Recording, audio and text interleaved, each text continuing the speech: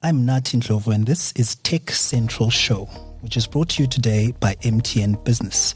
Visit www.mtnbusiness.co.za to learn more about their products and solutions, and we thank them for partnering with the show to bring you these great interviews. South Africa's G20 presidency, spanning through 2025, comes only 5 years before the deadline of the United Nations 2030 Development Agenda. As part of driving economic growth and sustainable development on the African continent, technologies that foster financial inclusion and access to formal banking channels are an important focal point for South African delegates at the G20 Forum. The Reserve Bank, in partnership with the Bank of International Settlements Innovation Hub, are hosting the 6th edition of the G20 TechSprint. The G20 TechSprint invites people to develop technological solutions to global challenges and to help solve the problems facing global regulators and central banks. This year's theme is Trust and Integrity in Scalable and Open Finance. My guest in studio today is Lyle Horsley, Head of Fintech at the Reserve Bank, who is going to tell us more about this year's G20 TechSprint. Lyle, welcome to the show and thank you for your time. Thank you so much for having me, Nati. It's a pleasure. Could we begin from a historical perspective? Could you tell us about the origins of the G20 TechSprint and its objectives? Thanks. So the G20 TechSprint is really a global competition that looks to seek out best-in-class solutions to help policymakers, central bankers, financial sector regulators solve some of the policy challenges that they have. So it started around 6 years ago. It started with the Saudi G20 presidency. And since then, the problem statements that have been put out by the different G20 presidencies have really sought to tackle some of those common policy problems, but really looking at innovative ways to solve them. And so it's an opportunity, I think, for the public sector to come together with private sector to help co-create solutions and to collaborate and explore together in terms of how we can solve for some of these policy challenges. So you mentioned Saudi Arabia as the inaugural hosts, but other hosts include countries that you could say from a financial inclusion perspective and the solutions that they've brought forward, including rapid payments, are similar to South Africa. That would be India as well as Brazil. Could you speak to some of the solutions that have come out of those tech sprints? Absolutely. So under the India presidency in 2023, they looked at improving cross-border payments. Under Brazil's presidency in 2024, they explored technological solutions to advance sustainable finance. And so when we developed our problem statements, we looked at the past, right? Because we wanted to, not repeat what was done previously, but also, I think, build on what the problem statements that were articulated in previous G20 presidencies. And I think the Indian G20 presidency really resonated with us because those challenges are still the challenges that we are faced with from a cross-border perspective. And so under India, they explored things around technological solutions to address money laundering risks and looking at foreign exchange, how to enhance foreign exchange, frictions that exist in the system with cross-border payments to enable emerging markets, developing economies to settle transactions in their own currencies. And then they also explored things like a multilateral CBDC platform. And so the technological innovations that we saw, I think, under the G20 presidency with India in 2023, I think those solutions remain relevant, right? And as we, from a South African perspective, look at things like CBDC, I think those solutions and technologies that came to the fore there, including things around artificial intelligence, decentralized exchanges, automated market makers, those kinds of solutions I think would continue to be relevant in the work that we are doing. And similarly, from a Brazil perspective, when they looked at things around sustainable finance, how to enhance your ESG reporting, how to look at nature-based solutions to advance finance. I think as we grapple with our climate change initiatives, the technologies, the solutions that were shortlisted there remain relevant. But of course, we didn't want to repeat those problem statements. So we try to pivot from particularly the cross-border piece. And so our problem statements then say, how do you think about fast payment systems that can potentially operate cross borders as well? And how do you think about data sharing in a world where we know finance is becoming increasingly digitized and everyone then creates a digital footprint? How do you think about sharing that data in the context of open finance? And so we hope that we're building on the previous G20 presidencies and the TechSprints as well. All right. So you spoke about problem statements, which we'll get to the details of in a moment. But, the theme is integrity in scalable and open finance. And I'd like us to explore those concepts. Could you just break down what open finance is? So open finance speaks to the ability for institutions that hold customer data to share that data with third parties and to do it in a way that the customer consents to that data being shared and in a way that's secure so that there aren't data breaches when that data moves from point A to point B. And that really seeks to then unlock new use cases for consumers, new financial products, new financial services, and to potentially do that in a way that lowers costs, that lowers the barriers to adoption for consumers, that makes it more seamless for consumers to access these financial products or services if they have a new innovative way that it can potentially be made available to them, and ultimately to reduce the costs, right? So that you bring more competition into the system, and that you can then potentially get a loan not only from one kind of financial institution, but if your data is able to be shared with a different financial institution or entity, they can potentially look at your risk profile differently with different types of data and potentially give you a loan at a better rate, right? And so that then enables me to participate in the financial system in a way that I potentially get a better experience, a better product, a cheaper product. And so that's what open finance ultimately aims to achieve. So if we could make that a little more concrete, I as Nati at the moment have data about me sitting at a bank, but I might want to approach a different type of lender, whether maybe that may be a retailer or some kind of other kind of institution. So are you saying that the bank will then share my data with that institution, or can the data be sourced from other places as well?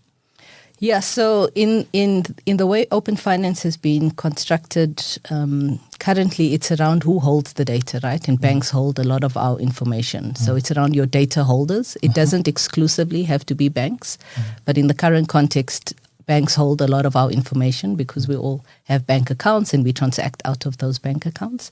And so open finance would be saying that data holders need to enable customers to consent to data being shared with third parties, and those third parties need to be authorized to be able to hold customer data. So if you think about your transactional history, for instance, you would want to say that, I want to show that I have consistent income that comes in, and here are my bank statements that show that every month, there's money that comes into this account. And I tell my bank, please share this data with entity B, and entity B can then enable me to obtain a loan from them. They will perhaps look at some other data from me in terms of perhaps, my social media activity or some other payments that I make on my cellular bill, something like this, right? Yes. And they use those different data sets to then risk profile me and provide me with a loan. And so it's really saying, when we think about the different data that sits within financial institutions, whether it's your insurance information and your insurance premiums, enabling that data to move to another party who can potentially offer you a better rate, a better product, a more customized product. Yes. So that's ultimately what open finance speaks to. Okay, and this also involves gaining data from new sources, right? So I could imagine that if I live close to a spaza shop and every month on the 15th, I go and get, groceries for 300 Rand, 500 Rand, and I make a payment at the end of the month, if we can somehow show that that payment is consistent by digitizing it, that's another source showing that, hey, this person is actually a good payer, etc. Absolutely. So it is looking at all those. From open finance, you can then get to open data, right? Which then speaks to other types of data, like your data that you have with your cellular service provider, the data at the spaza shop in terms of the payments that you're making. And so we can then branch out into open data, and some jurisdictions have done that already. The focus that we are looking at in the TechSprint is around financial data and how to share that financial data. But to your point, absolutely. I think as you digitize more sources of data, you can potentially think about sharing different types of data sets across the ecosystem. Okay. Now, this is interesting. This is done by the Reserve Bank. There's a reputation amongst central bankers that they are a very conservative bunch. And you have a duty now to foster innovation on the one hand, and on the other hand, you need to ensure that the system is safe, it's secure, always on, and that means being conservative. How do you balance these two factors? Yeah, I think it is a tricky balance, right? So I think there's different ways or different things that central banks have been doing. The one is, central banks have set up these innovation teams or fintech teams. So I myself come from the fintech team, and the team that we have within the SARB is specifically focused to look at emerging technologies and the impact of these emerging technologies on the policy and regulatory frameworks. And so we collaborate quite closely with your regulatory teams who are developing the frameworks, enforcing the rules, imposing sanctions, and so forth. And I think the underlying principle that many regulators and central banks have adopted is to say that if it's a same activity, same risk, same rules, right? So something may initially seem like it's quite different to what's already out there, but fundamentally the activity is very similar, right? So you moving money from point A to point B, you may just be doing it in a different way, right? You want to use a wallet to do it instead of a bank account. But the activity fundamentally is similar. And so I think what central banks have been doing is developing or setting up these teams that can have dedicated focus to support regulators in thinking about where are the risks, where are the potential gaps in the frameworks that they have. I think things like TechSprints are also useful because it allows you to put out a problem statement and just see what solutions can help you to solve some of the problems. I think things like regulatory sandboxes are also useful tools to enable, again, central banks to work with innovators to see how these business models that are emerging potentially raise questions around the adequacy of regulatory frameworks and the policies that exist. And I think out of that then, if you have better information, you can then make better decisions around how is your regulatory framework adequate, where do you potentially need to close some gaps, strengthen the framework, and so forth. And so I think through these kinds of interventions, you walk this rope of seeing, what's coming, what's on the horizon, how is finance potentially going to be changing, but then also being able to respond with appropriate sort of frameworks that can enable the innovation. Okay. Now, looking back at South Africa's G20 presidency, there are 3 task forces. There's one on inclusive economic growth. There's another on food security. And the third, which I suspect might be more towards what you are doing, is AI, data governance, and innovation for sustainable development. What other initiative is the Reserve Bank involved in as part of this presidency? So as part of the G20 presidency, and you absolutely are right, I think conceptually the work that we are doing fits under the AI data governance and sustainable innovation piece. And so under the G20 presidency, within the sort of finance track, the work that we are focused on, there's work around AI in financial services and looking at that through sort of 3 lenses. The one is how AI impacts the policy making from a central banking perspective. The other one is looking at how AI changes the supervisory approach that central banks and supervisors need to think about, right? So as AI continues to be adopted within the financial sector, your tools that you may need as a regulator also potentially needs to adjust. And what does that mean for emerging markets and developing economy regulators? And then the third element around AI looks at the use of AI within the financial sector, right? And how they can potentially be risks that stem from increased AI adoption and usage within the financial sector. The other areas that we are focused on look at cross-border payments. So how to enhance cross-border payments. We know that from a Southern Africa perspective that the cost, the speed of cross-border payments, the costs are still high, the speed is still too slow, the transparency is still not there. And so there's work that we are doing to see how do we unlock or solve for some of the challenges that exist around cross-border payments. We are also looking at crypto assets and looking at implementing. So the Financial Stability Board has put out a set of global recommendations for countries to implement around crypto assets. And so under the G20, part of our work is saying, are we able to implement those recommendations? What are some of the challenges around cross-border, around crypto assets?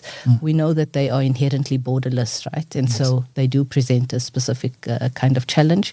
And then we're also doing work around cyber resiliency. And so I think the G20 TechSprint, again, does speak to elements within the broader finance agenda that we've got. And we do want to use the G20 TechSprint to complement the work that we are doing under the other priorities in the finance track. Okay. And looking at the TechSprint itself, you did say that it is focused around problem statements, and there are 3 of them. The first centers around digital identity solutions. Now, digital identity is something that's a priority for government. I think Home Affairs is also implementing a digital identity solution of its own. Could you just tell us why digital identity is going to be important in the future of finance? Okay, so I think all 3 problem statements that we've developed speak to the overall theme, right? The theme around trust and integrity. And so when you think about trust, one of the first things when you want to do anything in the financial sector is, well, who are you, right? Confirm to me that you are who you say you are. Yes. And as we increasingly adopt digital finance, right? So as technology, has an impact within how we transact, how we do our financial transactions, the digital identity piece, I think, becomes foundational as well, right? And a key enabler to unlock many financial services to consumers. Yes. So if you think about it similarly to the way currently you would move around with your ID or your driver's license or your passport, right? Whenever you want to open a bank account or obtain any kind of financial service, an insurance product, you would have to make that identity available. And I think with the digital identity, it's really about asking, how do we digitally enable this identification of a consumer? And how do we do that in a way that's secure, that preserves the privacy of the consumer, that is not open to digital fraud and those kinds of things, so that we can potentially open an account much quicker, remotely. Doesn't mean you're coming into a building, bringing your documents, the document being copied multiple times, lying somewhere on a desk. Yes. All those things create opportunities for fraud, right? And so I think if you have a digital identity that's verified by an issuer who is able to issue you with an identity, in this case it's the Home Affairs and the South African government, and you've got an identity that you can then use at multiple places, right, and make available to multiple institutions, instead of each one asking you the same set of information multiple times, that identity can move within the ecosystem. I think you potentially do unlock saving of time, a lower compliance barrier for consumers, and an overall just safer consumer journey. So looking at the work that you're doing and the work that's happening at Home Affairs, would you say that there's a danger of duplication, or is it complementary? So it's complementary, and the SARB is working very closely with the Department of Home Affairs at the moment. And so part of why one of the motivations for us in thinking about this problem statement was because of the work that the SARB is doing around the payments ecosystem modernization effort, which includes digital identity as a key enabler of that work. And under that project, there's close collaboration and coordination with the Department of Home Affairs as well. Okay, I think we've spoken about credit data portability quite extensively, and cybersecurity seems like a no-brainer. You for people. Well, for the institutions to trust the people and for people to trust the institutions, the systems must be secure. But how important is that in terms of once the solutions are built, in terms of driving adoption? How important is it that people have trust in the system? I think that's crucial, right? So one bad experience would typically make you not want to use a particular kind of product or service. And so I think when we talk about the scalability of solutions, you do need this trust to be anchored within how the solutions are developed so that people then are able to use these solutions across multiple platforms, potentially even across borders, right? And so I think it becomes absolutely critical that there are solutions that are developed that are scalable, and for that to happen, people need to trust in the solutions. And so the problem statement that speaks to the fraud, mitigating fraud and cyber risks around fast payment systems, I think that becomes really important, because if you have, a solution that is prone to fraud or prone to some kind of financial crime, consumers won't want to use that solution, right? So immediately the trust goes out the window. And the payments become such an important piece, because once I start making my payments digitally, I now have a digital footprint, right? And now I can start showing you that I make regular payments, or these are the suppliers that I pay frequently. And that then unlocks other kind of financial services. So now I can access credit because I'm able to demonstrate that I've got this digital footprint where I've made all these payments.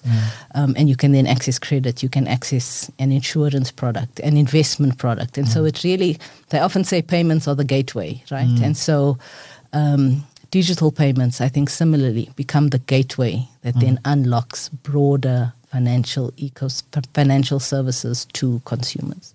Okay. So now back to the TechSprint. We're inviting innovators from all over the world to come along and help build these solutions. Yes. What's the format of the competition?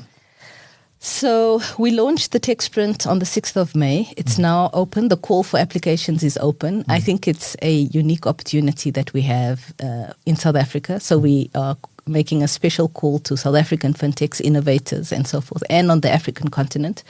And so it's now for those innovators to develop their proposals, right?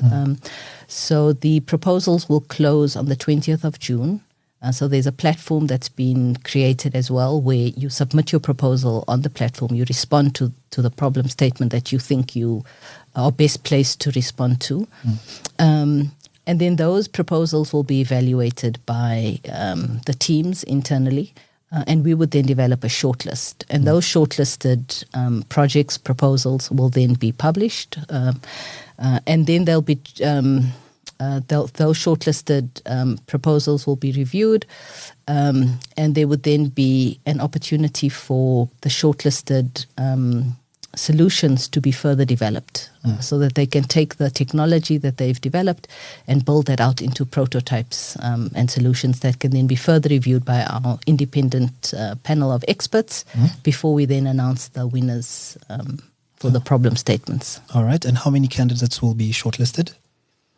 So in previous G20 TechSprints, they've shortlisted around 5 to 7 per problem statement. So I think we're looking in that range, right? Around 5 per problem statement that we would then look to shortlist. So 15 to 20. So about 15, yeah. Okay. And I mean, developing innovative solutions is one thing, but you've spoken about the fact that you're then going to work together with these winners to flesh their solutions out.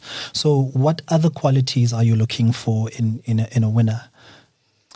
So I think solutions that are unique, solutions that are scalable, solutions that I think aim to address the problem statements that we've put out. I think these problem statements really speak to real world challenges that are faced on the ground, right? And so I think we would want those solutions that are able to solve in a very real world way these challenges that we've put out. And yeah, I think the ability to see those teams that are able to build out their solutions so that it can have that real world application. Okay, we're going to talk about prize money because there's some prize money up for grabs in a moment. But there are also other benefits to this. What including support. So, what can winners look forward to? So I think, this is something that we've thought about in terms of, besides the prize money, what kind of support do you provide to the winners? And so I think there is an opportunity, to be on this global stage to collaborate with policymakers, not only from South Africa, but really at a global level as well, because this is a G20 initiative. And I think that collaboration with global policymakers, I think, is really important. The opportunity to showcase your solution on a global stage as well. And then I think that the ability to help policymakers solve a global problem, I think that's a really powerful thing, right? To say that you've played a role in helping move the dial, even if it's just a little bit, right? Yes. I think that's a really powerful thing as well.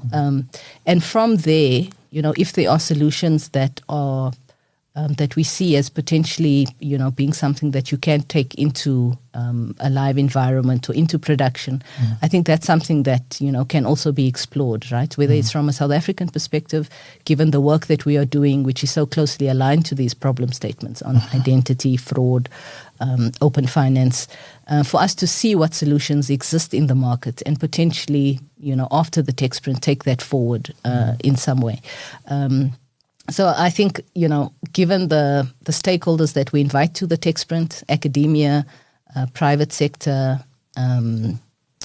governments from all over the world, venture capitalist firms, I think that's deliberate because we want to create this ecosystem where if you do have a winning solution, there are multiple avenues that you can potentially explore after the TechSprint to see how do you take your solution forward. You get to play with the A-team. So yes, let's get to the prizes. What prizes are up for grabs? Yes, so for the shortlisted proposals, there's a $5,000 stipend that gets given. US dollars, yes. And that's really to help those shortlisted firms develop their solutions further, right? So to build out their technologies. And then the winner, for each problem statement, the winner gets a $30,000 prize money as well. Okay, enticing. And you can submit your proposal, Nat. I'll submit 5. And when will the winners be announced? So we are looking at announcing the winners in November. We haven't confirmed the date yet, but we will be announcing that. But we are hoping to have an in-person, a live ceremony where we would have the opportunity to showcase the winning solutions, and that would be hosted later in November. Okay. Lyle, thank you very much, and all the best in finding the winners. And to all the winners, all the best to you. Thank you so much. Thank you for having me. Thank you for joining us. Yes. Thank you so much. All right. That is Lyle Horsley, Head of Fintech at South Africa's Reserve Bank for TechCentral Show.